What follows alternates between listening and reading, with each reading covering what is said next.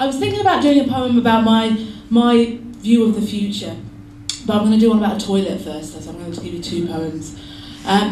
In my old house, we had a toilet under the stairs which had a macerator in it. Does anyone know what a macerator is? Anybody?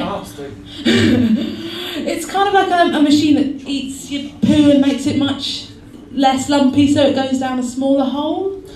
We had a macerator in the toilet under my stairs in my last house, so when you flushed the toilet it would make the most horrendous, god-awful noise, and it would literally shake the downstairs of the house, and people would come out of the toilet like sheet white, knowing that something that violent had been that close to their genitals. And we got a plumber in eventually to come and have a look, and apparently in the teeth of the macerator was a pair of pants that had been there for about 2 years. So basically this toilet had been trying to eat a pair of pants for 2 years, and that's why it was so angry. So I wrote this poem for it. I'm going to take my scarf off. By the way, you've all been really, really fantastic. Much higher quality than what I understand last year. Really, really, really, really good. I'm also a source of talent spotting. I'm promoting a night for the 3rd Wednesday in every month at the Phoenix called Taking the Mic downstairs. It's for the Wondermentalist Cabaret.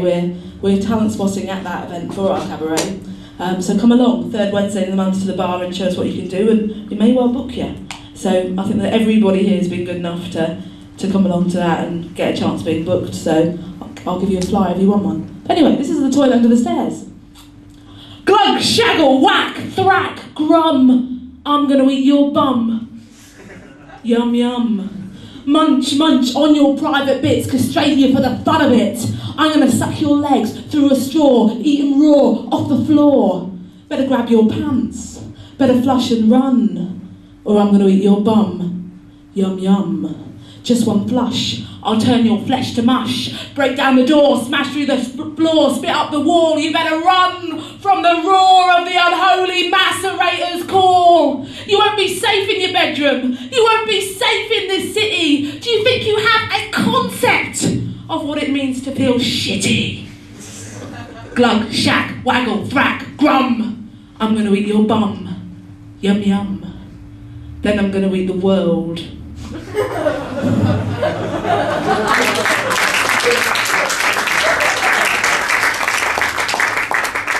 This is a slightly longer poem than the 3-minute ones you've been having today, the next one. And I thought, shall I do this? Basically, has anyone heard of Transition Town Movement? Yeah. We did a workshop with them a few weeks ago, and we had to envision what we thought the world would be like in 2030. And I wrote this poem. This is my vision, and you're going to have to already use your visualness here, because it's a bit of a sci-fi poem. It's called The Polar Bear and the Voodoo Midwife. I hope you like it. It's like a story. I saw a little egret today. It landed on my boat, and in its black and pointy beak was a carefully written note from the last known polar bear living in the wild, who after a trip to Geneva Zoo was finally with child. I sighed to see that little note was made from eucalyptus pulp and therefore impossible to smoke, so I stuffed it in my woolen bra and prayed to the tropical sky above I still had my turbo diesel car, which, according to Top Gear, had once been a basic human right, although perhaps without the heated seats and under-chassis chav blue lights.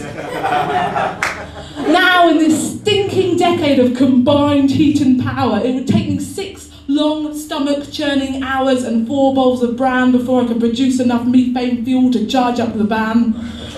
And by that time, Mrs. Polar Bear might have breached or gone into anaphylactic shock. Her baby and her lifeblood leached onto the fake ice of Norway's finest fjord, now gasping for breath beside a fiberglass rock, feeling helpless and ignored.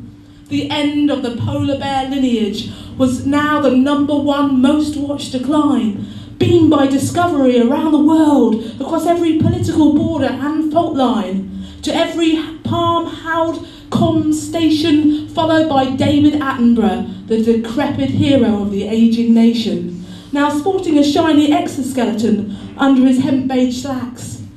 It might just kill him to see that baby cub die, or it might just get him the sack. That was a lot of pressure placed on my rusty tongs as I paused to weigh up the rights and wrongs.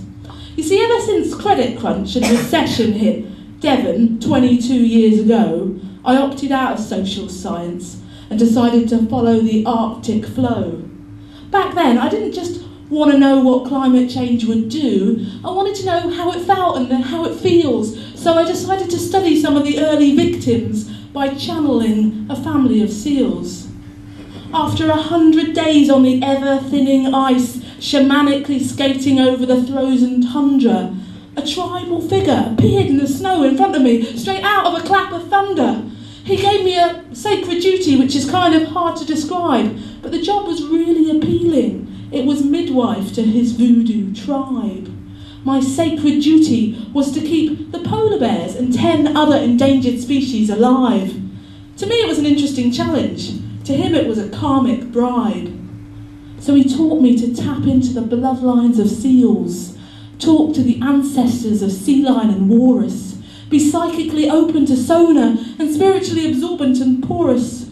I worked tirelessly under his mantra for 15 shivering years. I saw a lot of polar bears and their babies die in the agony of childbirth, unable to bleed frozen tears.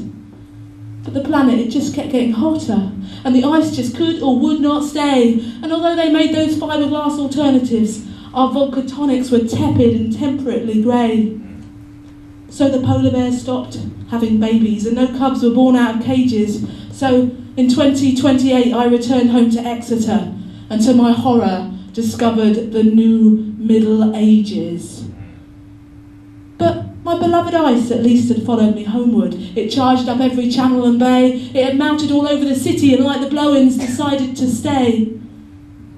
But I didn't much care for the people who claimed to be cybernetically in touch. The internet hugging cafes were really quite creepy, the minds merging one step too much.